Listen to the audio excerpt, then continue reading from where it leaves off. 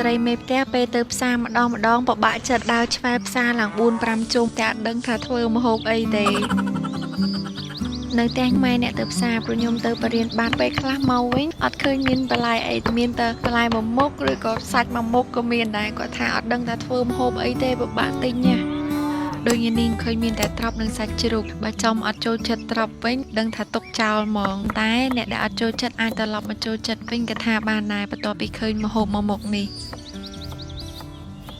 សាច់ច្រាំរួចដាក់លាយជាមួយខ្ទឹមសស្លឹកខ្ទឹមម្សៅស៊ុបស្ករទឹកប្រេងខ្យងនិងទឹកត្រីបន្តិចច្បល់ចូលគ្នាឲ្យចូលជាតិហើយទុកម្ល៉េះសិនបើចូលចិត្តម្រេចក៏អាចដាក់បន្ថែមបានដែរកាន់តែធ្វើឲ្យសាច់យើងមានក្លិនឈ្ងុយជួយបំបត្តិក្លិនឆ្អាបត្រប់ប្រើត្រប់វែងចិត្តជាប្រទះអត់ស្ដើងពេកក៏អត់ក្រាស់ពេកដែរបើសិនមានកាពិតមុខពីរដែលសមល្មមចិត្តកាន់តែល្អញ៉ាអើយសម្បូរកាឡាត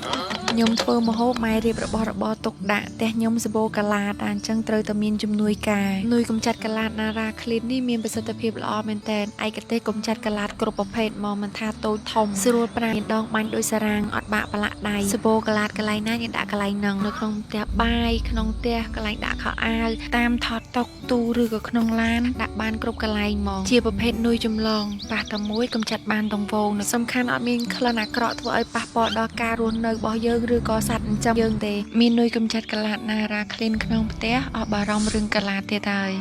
ត្រឡប់មកធ្វើម្ហូបវិញបៀកសាច់ជ្រូកជាមួយនឹងប្រទះត្រប់ស្ដើងហើយល្មូចូលគ្នាឈើដោតវែងយើងស្រួលកាន់តែចង់ដោតខ្លីក៏បានភ្លេចបញ្ជាក់សាច់ជ្រូកយកផ្នែកសាច់រាងច្រើនកុំយកខ្លាញ់ពេកដោយសារយើងយកទៅបំពងមកតង់ទៀតត្រប់យករាងខ្ចីបន្តិចត្រប់ចាស់មូលទៅបែកសាច់ដោតចកាអត់ជាប់ទេរៀបរាប់របៀបធ្វើមួយថ្ងៃហើយតែអត់ស្គាល់ឈ្មោះ